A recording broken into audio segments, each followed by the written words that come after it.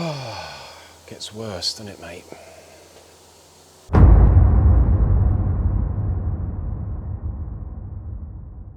So, it's Friday. It is. Went a bit high pitched then. And Kieran is due to come over after work today to put the gearbox in. That ain't going to happen. I was going to say. Reason is, after the last video, we put what potentially looked like an oil leak at the back of the flywheel. And I was hoping it was something to do with the slave cylinder. But after we took the flywheel and clutch off, because we'll show you that in a minute, but we wanted to face the flywheel anyway, didn't we? Yeah. Turns out there is an oil leak, which looks like it's peeing out of that area. Yeah, it's not like ridiculously bad, but it's Not definitely really. leaking. So. But we have made a decision to go in amongst it, mate. And that decision was made up mainly of the fact that it was covered in oil, and that my mate Chris watched the last video from Renault, got in touch with me and said they're renowned for leaking not only in the rear main seal, but the main bearing cap and all around it, mate. So the main bearing cap makes up the back of the block on these. It does. And so you have to have silicone between the block and the cap. Yeah. And obviously after how many years, 16 years or so, no longer sealing. And if you're wondering if I've been messing around with the tone of the audio, you have got a bit of a sore throat, mate. Yeah, I do. Haven't you? Down an octave today. A little bit. Yeah. So we've had to remove the sump to get the cap off. Yeah. Having removed the sump, everything looks all right. Main bearing looks good that we've checked. Yeah. Looking from underneath, the bores look fantastic, don't they? I'll see if I can aim the camera up there. Which is good news. Not really. You can see. And we did at some point, because I haven't got anything in the history, and this thing has done just over 90,000 miles, we thought while we're at it, we'll do a cam belt. Yeah, So, definitely. having took the sump off, mate, I know there's no tensioner, like you said, but we've got a little bit of play in the old oil pump chain. They are a bit like that, aren't they? On They the, are, on but the I don't know oil whether they're that pump bloody chains, bad. but yeah. So it basically- doesn't fill you with confidence, does it? And if you can get a new one, Yeah. you might as well do it. So what I'm going to do tonight when Kieran comes over, because he's booked the night with the missus, and you know, you can't go back on that. No. It's a complete waste of valuable time out. So we're probably going to be pulling this motor this way. Yeah. Maybe get this area stripped, ready for the belt. Didn't have them in stock down in Ultra, nor did they have the chain listed. Oh. Bit of a thing going on with Renault at the moment, apparently, with that. So I have been in touch with VTEC, who we bought the gearbox bearing kit So they're from. a bit of a Renault bits Bits Renault, place, and they do all the uprated stuff. So they do a genuine chain kit with the bottom pulley and the chain, etc., and the front crank seal, although we have ordered a bottom end set from Ultra. Yeah. And have ordered a genuine Renault timing belt kit. So apart from a ratchet strap and one engine mount, mate, we're almost engine out, but we're reluctant to do that because that means we're in then, don't we? Well, if it comes out, then the engine is getting the fully engine's built, going over, so and we ain't doing that. we've got to be a little bit careful. We have. We've just had the exhaust back from Tom. So did I tell him about that? Yeah. We did a smoke test. Yeah, I think so. He replaced one of the obviously cracked flexis, which is a renowned problem on these because if the engine mounts start to wear, that's another thing I've got to get. Gearbox mounts start to wear, you get excess movement on the exhaust and it cracks around too much here. for them. So one of them was replaced because it was visibly cracked and he only had one in stock. I was rushing him, not his fault.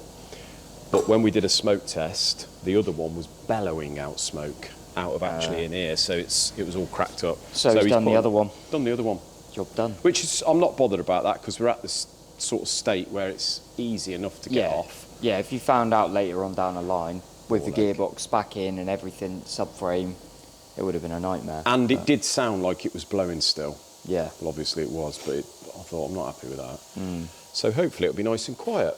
So there we go, mate. That's where we are with the Renault Clio. But in 1 week's time, this is going to be back together. So I know what you're thinking out there. Another project never to be finished. Well, this is, yes, a project, but it's also on our own ramp and we can sort of get on with it whenever.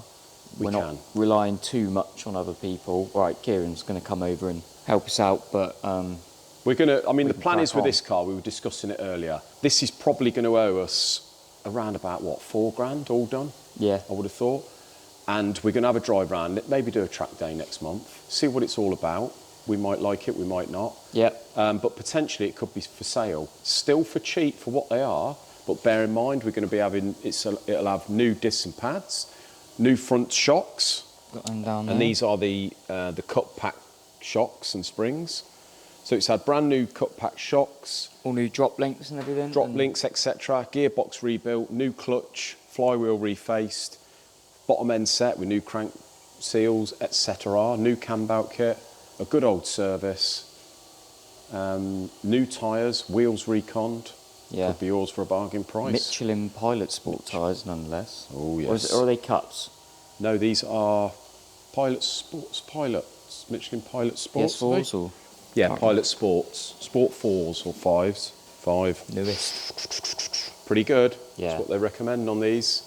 So yeah, there we go, mate. We'll see what it's all about. But this is going to be done next week. And quickly, regarding all the unfinished projects, Escort's going to be done in a couple of weeks or so. Mark so that's one. not too far off. The only reason that's on hold is because Stuart's doing it, and he's took on this job of the Range Rover, For us. which for us, which I might add is the engine's nearly out. He had to order a couple of tools. That's a big job. We're going to be having a look at that, haven't we? See Yeah. what sort of a job it is to get that Yeah. motor out. But we'll have that in here next week. BMW, apparently it's all going to be finished by May. I've started to mock up the dash. So we're probably going to have a switch panel that does all the ignition, etc., on the roll cage up above. You know, the old trickery, like a Yeah. bit like an airplane, wouldn't it? Oh, yeah. And this really is all we're going to have on the dash. So we've got the AIM digital dash here, the purpose dash pod for this dash. Yeah.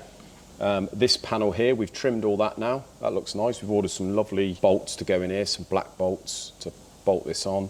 And then we've got our panel mounted in the middle here for all our road going. Yeah, so you were Bit like saying you were saying earlier to me that basically later down the line you buy a bag full of symbols that you put into these buttons. You do, exactly, So depending on where once you've you've wired it them. up, you can just put them in wherever they need to be. Yeah, so this will be mainly like your road going stuff, exactly like the kit car is Yeah, at the moment. indicators, lights. That's right. So I want to keep this minimalist, looking a bit stock. So we'll keep the original vents in here, and that's all we're going to have there. We'll have a nice black brace that goes down to the tunnel there. Yep. Trim this all up. So we have the PDM on show there, so that'll look a bit sick, won't it? Yeah. Yeah, I think that's really nice. I'm happy with that. So there we go. Enough of the projects for 1 week, I think. Let's move on to today's title and thumbnail. He's going to be very happy to see this on here, isn't he? Yeah, Old he Tom, is. Tom Upton. This is his Frankenstein Honda engine build, mate. So this is a B.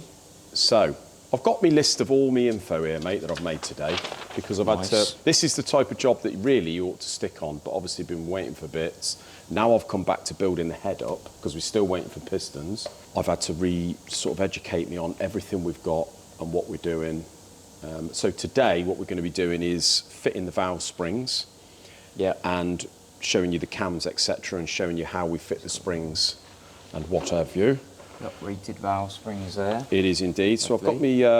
me little paper of notes here, mate. So basically what we've got, Tom's is a 1996 EK model. Right. I think it started life as a 1400 or Okay. maybe a 16, something like that. Just a bog standard Civic at Yeah, that it's point. not a Type R or anything like that. It was just a bog standard Civic. When he bought it, which he bought for a bargain price, I must admit, I looked at it and he said, one day this is going to be a track car. And I thought, yeah, best of luck there, mate. But sure enough, It's we're amazing. going to have to do a video on it. It Yeah. is nuts, isn't it? It's a cool car. Everything on it he's done, designed, fabricated, clever boy. Now the cylinder head, this is a Frankenstein, but it's not the usual Frankenstein engine. Usually, it's the 2.4 with the 2 litre head on, isn't it? I'm never sure. We want to start getting some of the Honda boys on here because I do like doing these motors. Yeah.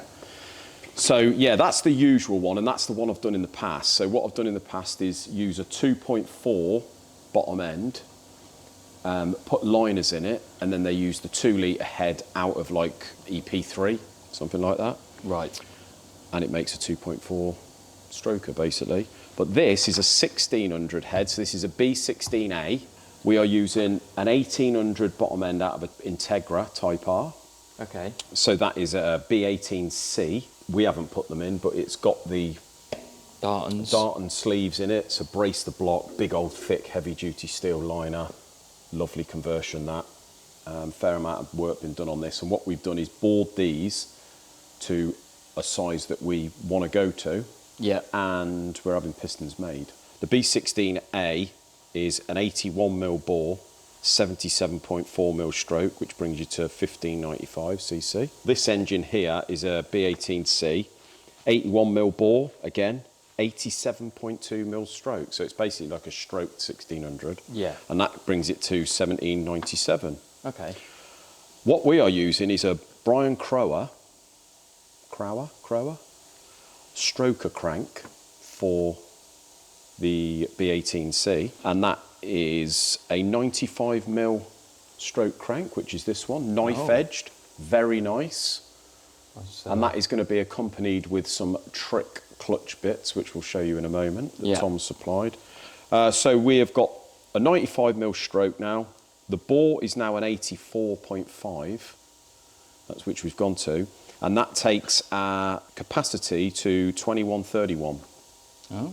Just over a 2.1. And we're sort of open for about 270 horsepower, 280 maybe, I don't know. 270 more like. That's good. In something like an EK, mate, that weighs bugger all with nothing in it. It always astounds me when you sort of got a naturally aspirated 4-cylinder, making that kind of power. It's like, that's cool. And that's proper. It is proper, mate. So Tom has gone and bought some very expensive and pretty parts. Do you know what? I spent most of the morning chucking out fancy boxes, which they're ashamed to let go. But I've had to have a good sort out. And this is all his stuff. So obviously we've got nice polished up valves here. We haven't gone bigger on the valves, and they recommend keeping the valve size for the cams that we're using. So we've got some nice uprated high poundage double valve springs here with the titanium tops.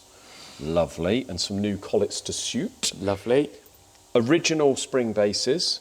We've got the original rocker setup, so original rocker ratio, new rocker springs, skunk phase 2 race cams here, exhaust and inlet, mate, and we'll go into the sizes of those in a moment. Done all the compression ratio, so we're going to be working to about 13 to 1. So basically, just installing the head, all the valves and what have you, seat okay. But let's just show them the bits here, mate. So we've got stuff here. Genuine gaskets. Yeah, genuine cam belt.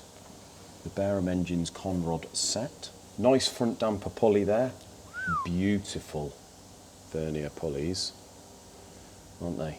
They are. Very pretty. And very Jap stuff, isn't it? They do like the anodised pink.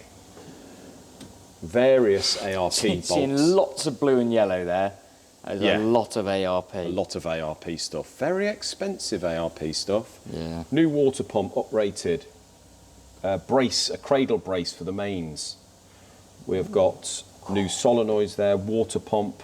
This here, ignition pickup kit. Right. Very nice. Got to be fitting that. And then down here, mate. Shame you haven't got a Perspex bellhouse in, so you can't see this thing. I know. We've got a nice yellow clutch there. I know, that looks really good. Uprated 6 paddle, which is not as bad as the 4 paddles, so that'll be not too bad, but bear in mind it's a track car. He tracks it pretty hard, so. And a lovely manifold there. So there we go, plenty of deer bits so far, isn't it? So we're building this motor pretty much in exchange for Tom doing the van.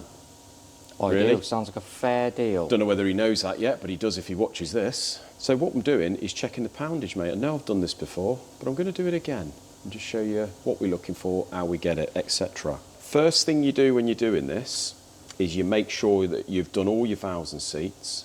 You make sure you've machined all the valves to the height that you want them by checking them with the spring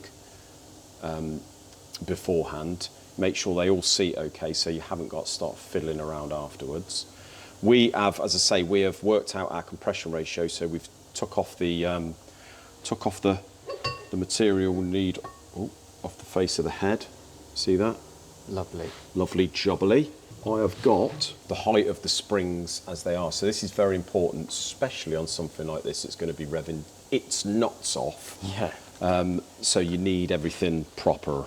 So with all these aftermarket springs, they give a recommended poundage, like a resting seated poundage, and also a ballpark poundage of what the thing should be on full lift of the camshafts you're using. Yeah. And then it's very important to check your coil binding allowance and how much you've got there, all right?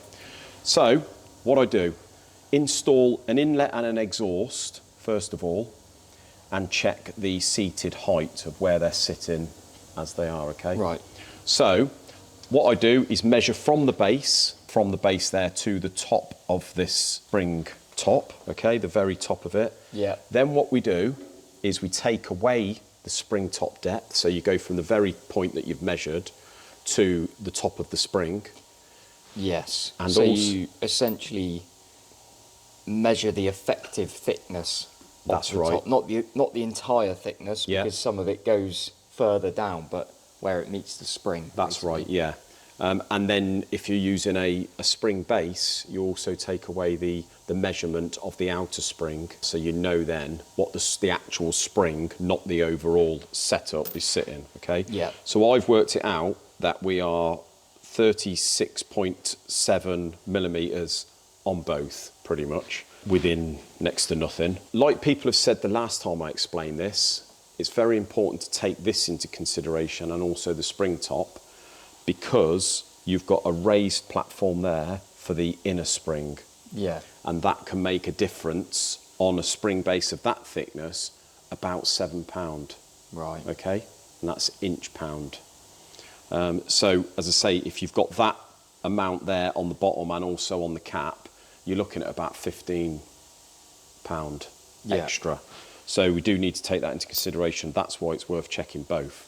So what we do, mate, it gives us, so all the springs, if you look on the website or sometimes in the pack it comes, it's given us an installed height. This is the spring minus the base and the top, Yeah. of 33.5, okay, which we have pretty much got, but we have got an overall height of 36.7. That's with the top and the bottom as well. Right. It's giving a ballpark rested seat rate of about £85, plus or minus 10 usually.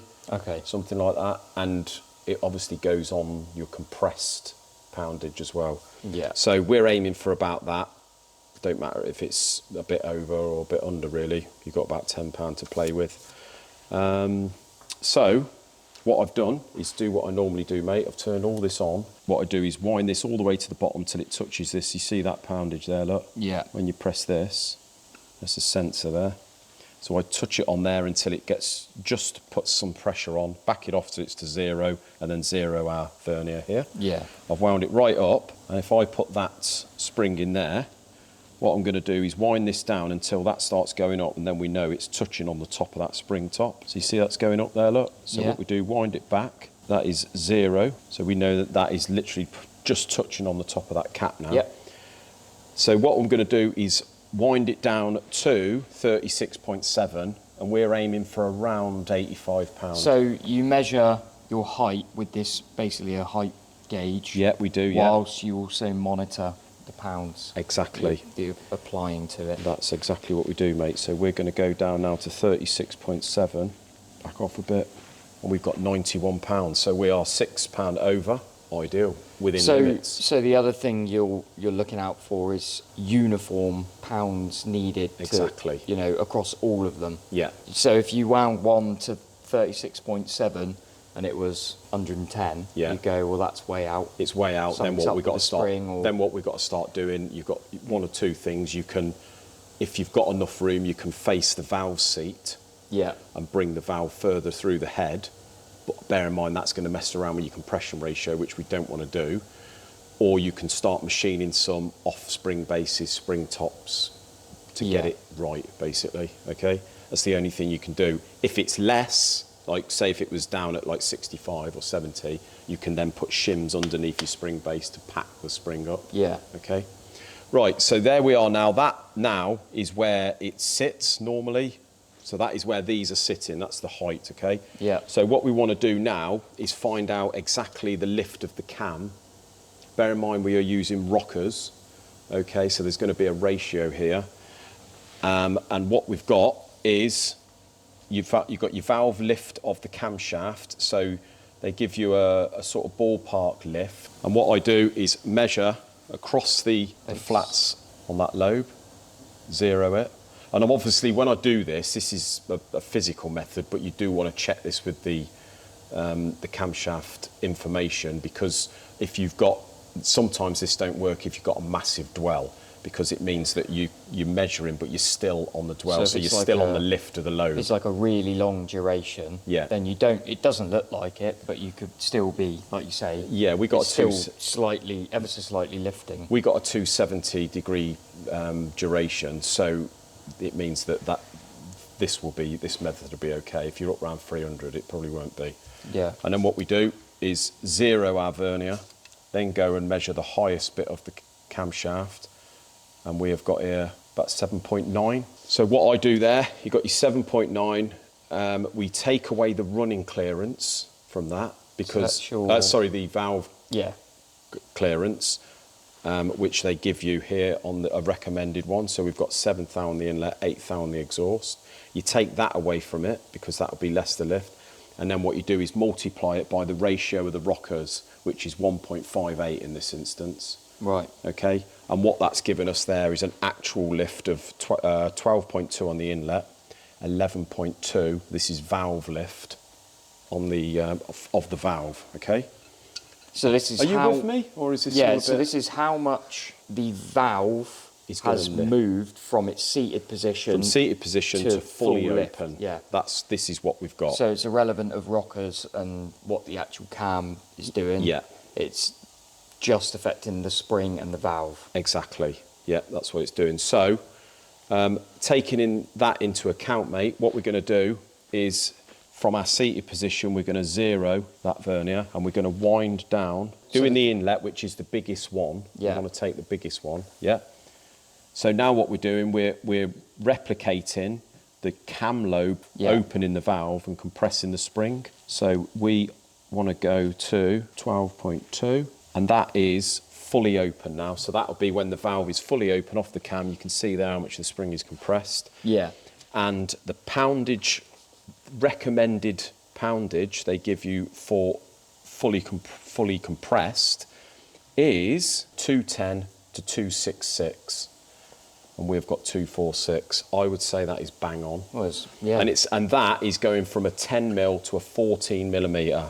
So seeing as we've got a 12.2. So basically 10 mil would be 210 and 14 would be 266, which should be. That's right. So you're about right for the lift. Yeah, that we got. you know that if you haven't got enough pressure, you're going to run the chance of having like valve bounce. If you've got too much pressure, it's going to put extreme stress on the valve train and accelerate wear, etc. So that is right in the middle of the ballpark. Lovely jubbly, I'm happy with that. Then the next thing to check, mate, the final thing is your coil binding. So what we do then is zero that once again. So you zero that now at the full lift. At the full lift. So this is as far, in theory, as that valve and spring should open. Yeah. And what they give you then is usually about between 1 to 1.5 mil minimum of extra compression on the spring before it all touches out. Yeah. The only thing to make sure that you do check is put in a valve stem seal on the bottom there, and make sure that nothing like the valve spring top or the collets are going to touch on the top of this seal. Yeah. Okay, so I'll be checking that in a moment. So we're looking at between 1 to 1.5 mil. I usually aim for 2, and then you're safe. This is how far you've got until that spring binds up. Yeah. And won't go any further. Exactly. So we'll keep going, look, mate. That is it. That's bound up. 3.5 mil. Bags of room, mate. Yeah. So what you find here is these springs really are, bear in mind these are a phase 2 cam. you could go to, you know, 14 mil lift, Yeah, valve so lift. even then you could might go for have a stage mil 4 left, without having to modify it, providing it doesn't touch the stem seal. So all in the safe zone with that, mate. I'm more than happy with that. So I'm happy now that we can assemble this head as we are. Perfect. Does that make sense? I hope it makes sense to everyone. If there's anything that you're unsure of and you want me to repeat, please let me know. Do you know what? It ain't easy sometimes. I couldn't be a teacher, I don't No, think. it's hard to explain Hard to what you're doing. You're like, yeah, you know what you're doing, but yeah. it's hard to explain, especially with something like this, because there's a lot of factors involved. Especially once you've already done it and you're sort of going back through Exactly. replaying So, the steps. there we go. We've sorted all that. We're going to assemble it all, and then that's Tom's head done, mate. Just waiting for the pistons. Well, I think we better leave it at that, mate, because people are going to be here all weekend watching this. This is a biggie tonight, isn't it? Yeah. Could have split it into 2, really, but we won't. Give them a big big one. weekender. Yeah. Well, thanks for watching, guys. Hope it made sense. And if there's anything you want to know or want us to put in a video, just put down in the comments. Thanks very much for watching. See you later.